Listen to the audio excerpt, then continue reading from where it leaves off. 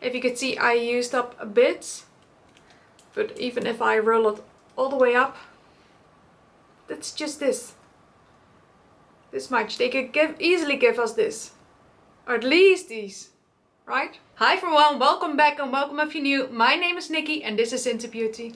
This is a channel all about beauty, so makeup, skincare and perfume. And today we're going to talk about this foundation. Is it a holy grail or is it just an okay product?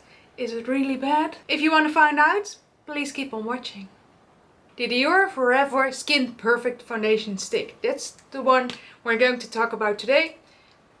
This is a really beautiful foundation, if I say so. They say it's a skincare and makeup hybrid, so that means there's a lot of good skincare ingredients in there as well. So you could really use it more like a BB cream, they say. There is 10 grams in there and that's usual for a foundation stick. I must say I love foundation sticks. I really love the ease of them, but at the same time they go so fast and they're out before you know it and you have to buy it again. Okay, let's go to number 1, shade selection. They currently have 14 shades. That isn't good because the normal Dior foundation has 52 shades. And what we're going to do with 14 shades? We're not Essence or Catrice, we're talking about luxury, high-end. 14 shades, come on. You can do better, Dior. I know you can, because you do have the shades in other foundations. Why not the stick? Is there something with the formulation that you can't make it work because you can't with these? You can't with the 14 other ones. They have to expand their shade range because 14 is too little. And not only in the dark category, all of the categories. I am using the shade 1 Neutral and that's a perfect match for me for in the winter time. Maybe I have to get a 1.5 or 2 for the summertime, but I'm not sure yet. Because of the poor shade selection, I'm going to give it a 5. Then we go to availability and there's no issue there.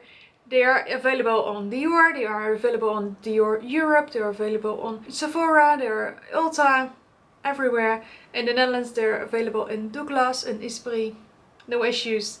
And they're often on sale, so that's the reason I'm giving them a 9. The only thing they could do better is if they have even more own stores. So like a Dior store all across the country. Then we go to the price. For the price in the US it's $52. In the Netherlands it's 57 euros. So this time it's higher. If you look at the Anastasia, the euro price is lower than the US, which is kind of strange to me, but usually Europe is more expensive. 57 euros or $52. That is quite expensive. Even for Dior, there's the same price as the regular foundations, but this has less products. You go through this more quickly and that's the issue that I have with the price. I wouldn't mind paying $52 if I get maybe double more, something like that. I would place them in the really high price range. They're next to Patrick Ta, Charlotte Tilbury, Tom Ford, Valentino. I'm not used to that with Dior. Luckily they're often on sale. That helps a bit. In the Netherlands you can often get them for 20 or 25% discount, and in the US you have the Sephora sale and the Ulta 21 Days of Beauty. Because of the high price points, I'm going to give this 6. I would score it even lower if it wasn't often on sale. Then we go to the packaging. As you can see, really luxe, sleek, slim stick with their black blue packaging. A more glossy kind of vibe. If you look at our new contour, that one is in a matte black, this one is in a glossy black. Some silver accents and that makes it really luxe, really high end. Feels quite hefty as well. So the packaging is quite on point. If you look at the details, the twistable packaging, the ease of use, you will be able to travel with this, it won't break. And it really is the Dior look and feel. Totally suits their brand. So I can't change anything about it and I will give it a 10. The only thing they could do better, of course, is more products. Then we go to shade accuracy. They right now have CR, so cool, rosy, neutral and warm. In the regular line they have way more options. They have warm O, warm P, they have just a C, so they have a whole more range of coloring that they don't have in this one. But if you look at the actual coloring of the products, the neutrals are really neutral. I've swatched them in store, I've swatched them of course on my face. I've seen them online, I've seen them on other people, what people are saying as well. They are correct with their shade ranges. Even with their warm tones, some are more golden, some are more olivey, so that's quite good. Most of the time they will be left out. They're not too yellow, so I must commend them on that, but we need more shade. And another thing to point out, no oxidation. At least not on me. Recently somebody said they had some oxidation on the Anastasia foundation. My tip is really hydrate your skin well with something that's pH neutral. Sometimes that could be the problem, but not always. If it does oxidize on you, you can mix it with a lighter shade or with white foundation, of course. But for now, for the shade accuracy, I'm going to give it a 9. It's just we need more shades. Then we go to texture. It's a really beautiful, smooth, creamy texture, not being greasy, not being patchy or oily or anything like that. A really beautiful, healthy, I wouldn't say glow, more satin-like. It's more natural between a matte and a glow. It's really, really beautiful. And of course you could make it more glowy or more matte, depends on the primer you put underneath it. And I'm happy to report no cakiness. If you have dry skin, please hydrate your skin well. Could cling to your dry patches. I haven't had any, but still it could. Because it's the perfect, beautiful, lovely texture. I couldn't think of anything better. I will give it happily a 10. Then we go to name accuracy. What did we claim? Okay, I'm going to look down so I can read them all out. Natural blurred finish with a 20-hour wear, all day hydration. It is natural, it is blurring, it's really good on your pores. 24 hours? I can't comment on that because most of the time I will remove it after 12. All day hydration, yes. It's really beautiful hydrating foundation. Buildable coverage, yes, you can build it up quite good actually. It's more medium but can cover a lot because you can also use it as a concealer and foundation. It's flawless, yes it is. Soft, lightweight texture, barely there feeling. Yes, when I'm wearing this one, it's really velvety smooth. So it's almost like I'm blurring with a powder. Especially when you mix it with the Huda Beauty powder. Oh, beautiful. Minimizes the appearance of pores and conceals imperfections. Yes, this is a really beautiful foundation that also covers minor imperfections. Do you have a lot of dark circles or a lot of acne, you will have to use an extra concealer or put some extra on. But other than that, really lovely, smooth finish. I couldn't ask for anything more because the claims are actually accurate. Haven't seen that before, except maybe the longevity. But I get a full day's worth of foundation out of it, so I'm good. It's another 10 for me. It's doing so well, you guys. Then we go to blendability. It doesn't go greasy, it doesn't go patchy, it doesn't go into fine lines. It goes on my skin like butter. It's so smooth.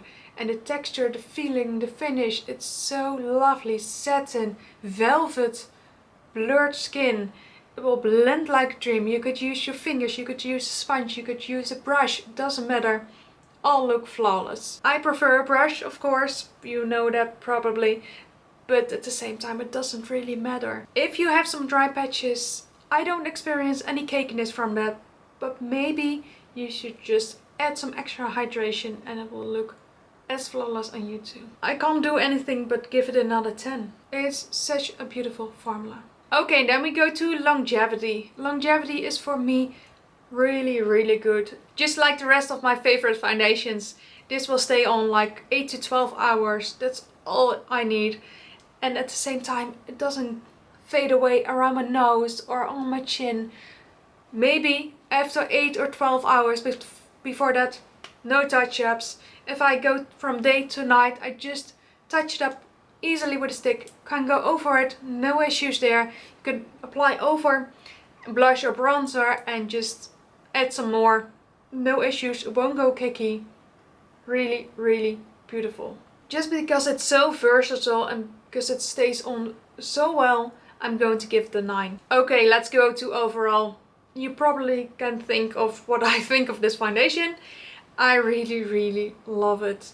This is a quick, easy, versatile foundation. You could use it as a concealer as well. You can travel with it. It's less messy than a liquid foundation. You just swipe and go. You can blend it out while just putting it all over your face. You don't have to work in sections. It's one of my new favorite foundations. It's just a shame that it costs so much for the amount of product that there is in there.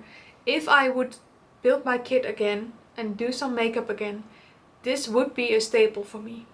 14 shades isn't enough, I get that. If we can add some more shades, if we can up the product in there, it would be the perfect foundation for me. And I could use it in my kit as a foundation, as a concealer. Perfect on the tones, doesn't oxidize, works on any skin tone, skin type. Perfect. This is a really good foundation. Don't sleep on it. I don't say this lightly. There aren't a lot of foundations that I say about this, but this is a really good foundation. If you are on the hunt for a high-end luxury foundation, buy this one. This is absolutely the foundation that I would recommend to anybody. And I know they have their issues with the volume, and I have their issues with the shade selection, but still I'm going to give it a 10 because I can't live without it anymore. As you just counted up, all the points will be 88 points. That's the highest ranking foundation until now. I'm just amazed, not surprised, but I am amazed by how many points it just won right now. And I'm not sure that we will find a better foundation. Maybe when we got something that's really good in price as well and good in shade selection. But okay, enough talking, let's apply it. As base, I'm going to use the Amber Release, of course.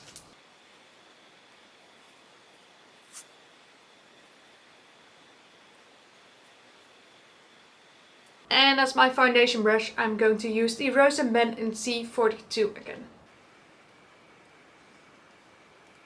I'm just swiping it across my cheek and then blending it in.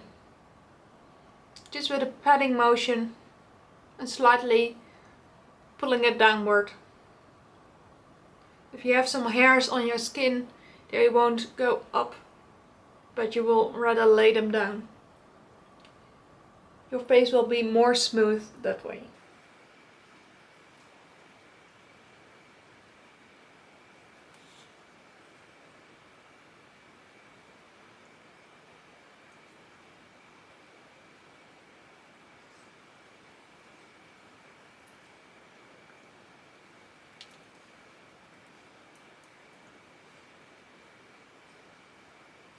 It's so quick and easy to use.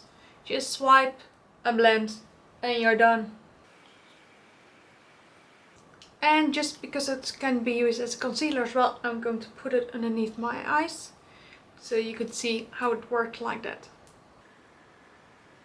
Of course, I'm putting a bit more over there because I'm using it as a concealer. But it's still flawless, even as a concealer.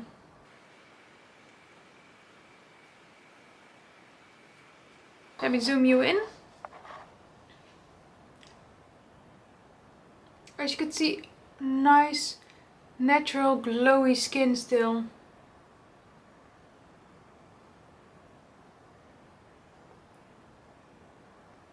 And it looks so healthy. Covers anything underneath my eyes, my acne. Really beautiful. Let me apply some powder. Now I'm going to use the Huda powder. Just on a puff.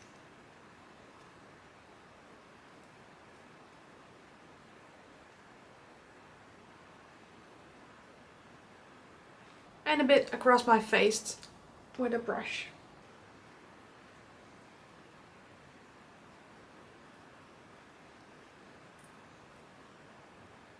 And now it's even more blurring because of the combination with the powder. It's so beautiful. Let me apply some blush, bronzer and lips and I'll be right back. Okay, this is the finished look with the Dior Forever Perfect Fix foundation stick. It is one of my new favorite foundations. I just bought it last December and I've been wearing it non-stop. It is so good. So like I said, if you are on the hunt for a really good luxury high-end foundation, try it out. You won't be disappointed. Don't forget to leave a comment down below which foundation I should review next. Is it drugstore? Is it high-end? Is it K-beauty? Let me know. I will be happy to do that. Don't forget to like, comment and subscribe, and I'll see you tomorrow. Bye!